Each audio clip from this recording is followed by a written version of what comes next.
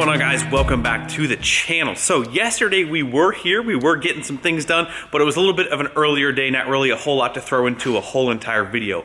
But day 2 of the seat brackets was yesterday. We did get the seat brackets completely done. Now, I would love to show you them in person, but our man Mark insisted on taking them from us and painting them and making them all smooth and getting them 100% perfect. So Mark has the brackets. We took them back off the seats, but we did get them done. They look awesome. I'm gonna throw them up on the screen. You're probably gonna be seeing them here now, but we did mount them, and we did end up actually eliminating the sliders off of the bases. The sliders added about an inch. You can see here, if these were bolted to the top of the seat bracket, it would definitely add about an inch. So we bolted the seats directly to the mounts. Now, that does not give us any backwards and forwards adjustability, but the way they mounted to the floor, they were actually already back as far as they could go to this hump. Now, again, hopefully what I captured there showed you guys that, but with them on the floor exactly where they're gonna be, the seat was already back as far as it could go, and it gave it enough room to lean back a really nice amount. But love the way the seat mounts came out. They definitely were much lower, especially without the sliders, which I'm even happier that they mounted directly to that. So those are pretty much done. He's painting them up. We did get the center console. We took that bottom trim piece out here and kind of set this in here exactly where we want it.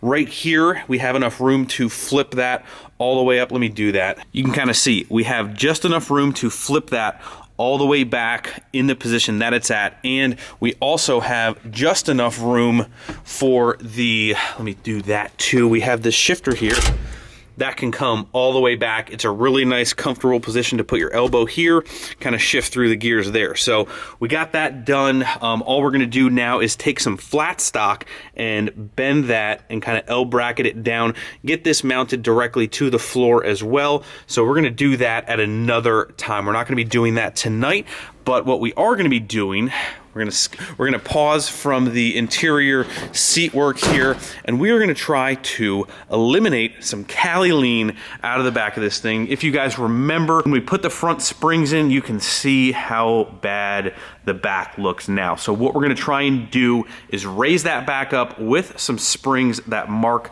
found for us. So we're gonna do that. We're still waiting on some other front end things. They have just been waiting in the mail to come. So once those are in, we'll get the complete picture. But for now, we are gonna try to lift this back up. Here are the springs that we have, and what the plan is, we are going to put this big helper block back down on the bottom, and then the next one up, we are then going to merge that with the leaves that pretty much that's exactly what we took out of it before. So we're gonna attempt to put these back in and then see how much it raises us back up, take some measurements, and see where we're at. First step in all of this nonsense is to jack the truck up, put some jacks underneath the frame, and then let the axle drop down. Then we'll take the tires off, be able to get to our U-bolts underneath, and start disassembly.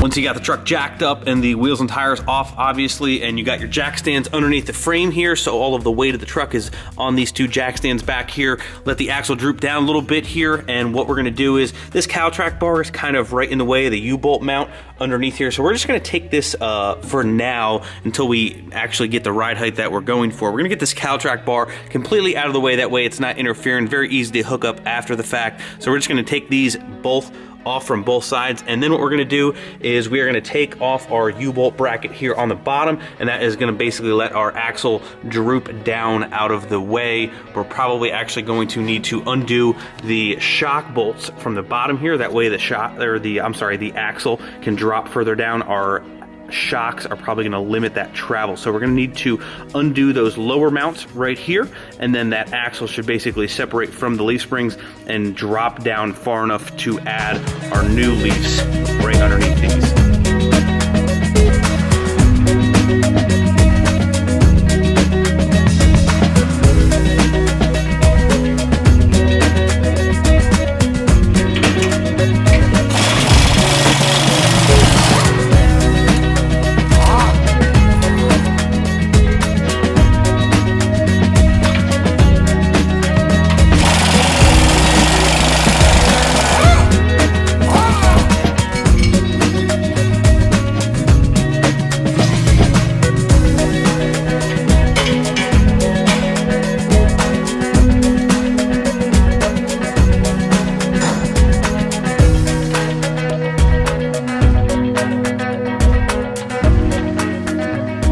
So now you can see, once we lowered the jack here, the axle is now separated from the leaf pack. This is our little riser plate here. You can see the one centering bolt that's right here, which leads me to my next issue that we might possibly have. I'll have to check the bolt stash over there, but the centering pin, we're gonna need a longer one, because if we're adding this much height, we're gonna then need to make sure that that length is on the bolt. Now, I do think we're gonna be okay. For whatever reason, I did not trim the excess U-bolt length off of that, which I think will be okay there, because obviously your U-bolt length is obviously gonna change. I said obviously again, I know, but the U-bolt length is going to change, so therefore those need to be longer, but we should be okay, because those were longer.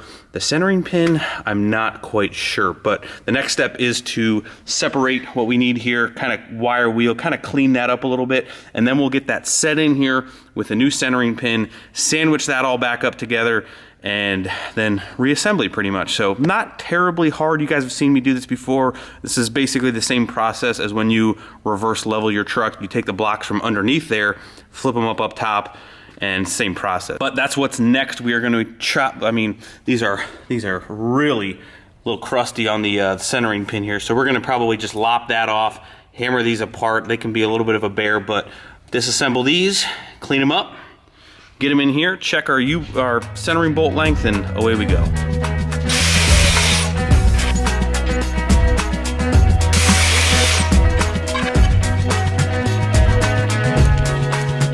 Spend a little time with the Wonder Wheel of Death, and the new springs are looking good. So they're ready to go. Only issue is we do not have new centering bolts. So we need to run out real quick. The truck is warming up, and then we'll be right back, and then ready to throw these babies in. Hopefully get this wrapped up tonight. Alrighty guys, we are back with the new bolts. As you can see, I kind of rounded them on the bottom there to match the factory.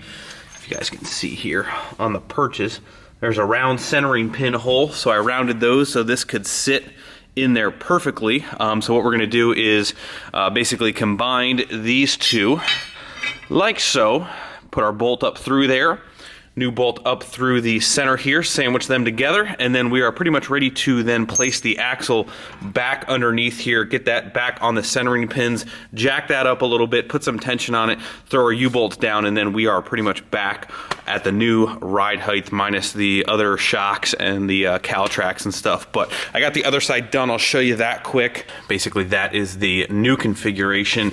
We never really touched the main 4 pack that this leaf pack already had. We took off the 2 helpers and the basically the big guy on the bottom there. So we're putting the big guy back on, 1 more helper. That should actually help stiffen this up a little bit more, hopefully give us a little bit more extra height that we're looking for.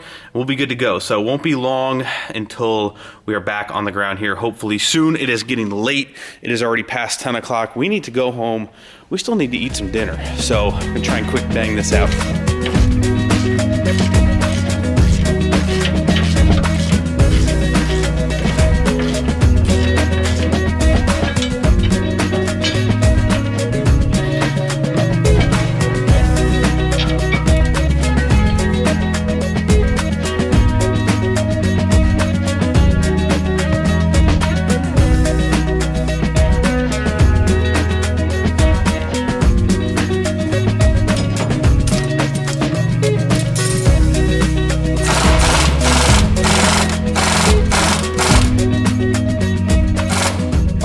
guys, here we are. We are all buttoned up. We got the shocks back together.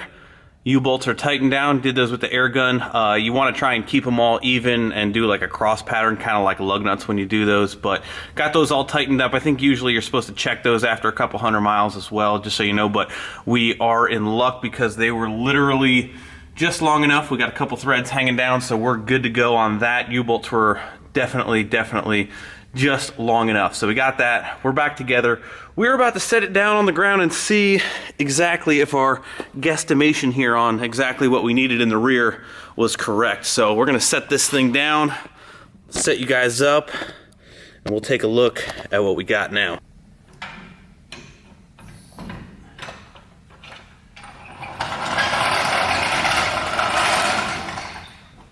Give her the old bounce test.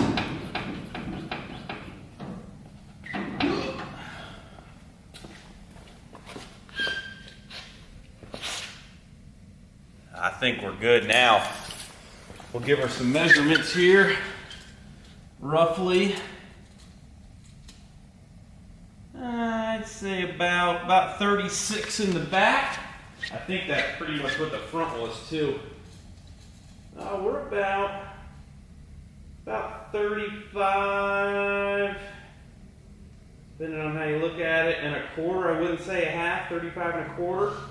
About 3/4 of an inch higher in the back. Remember, always chalk your wheels. Alrighty, what do we got here? Oh, we're looking good now, boys. Again, it's so hard to tell in the camera, but for me looking at it back here, not looking through the camera, it's good. It's good. We got just the right amount of pitch now. Again, I'm looking in the camera and then I'm looking out. Yeah, it looks way better off camera. Let's measure the wheel well gap. See what the wheel well gap did, but definitely good now. I'm liking it. I'm liking it.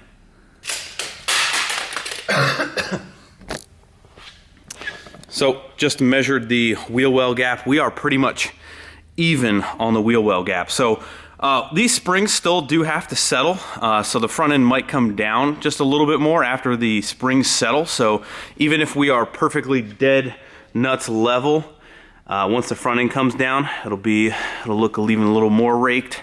Who knows? It's easy to change. I mean, me by myself struggling getting the U-bolts and everything else in, axle centered, by myself really only took a couple hours. So if it's got to come down in the back again, we'll do that. But for now, I think we're solid. I think it looks good. I'm gonna try and roll it back a little bit, give you guys a little bit more side angle. Now that it's sitting back a little bit, you can definitely tell a little bit of a rake in the back for sure. But I'm okay with that. I think it looks good. I'm not gonna sit here and talk about it for 5 minutes like I did last time. I'll think about it on my own time, but I'm liking it, I'm digging it. Once everything settles in, I'm not gonna touch it until we get our last changes in for the front and check the tire sizes from there, and then we're gonna go from there. We're gonna let it settle. We're not gonna do any more changes until we let the suspension settle and finally see where it's gonna sit for real. But anyway, guys, that's gonna do it for this video.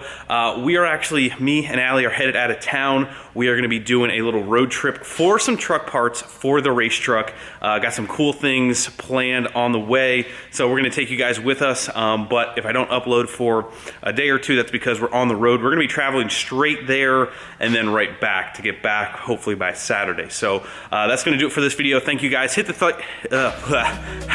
it's late. Hit the like button, subscribe if you have not already. See you guys tomorrow. See you.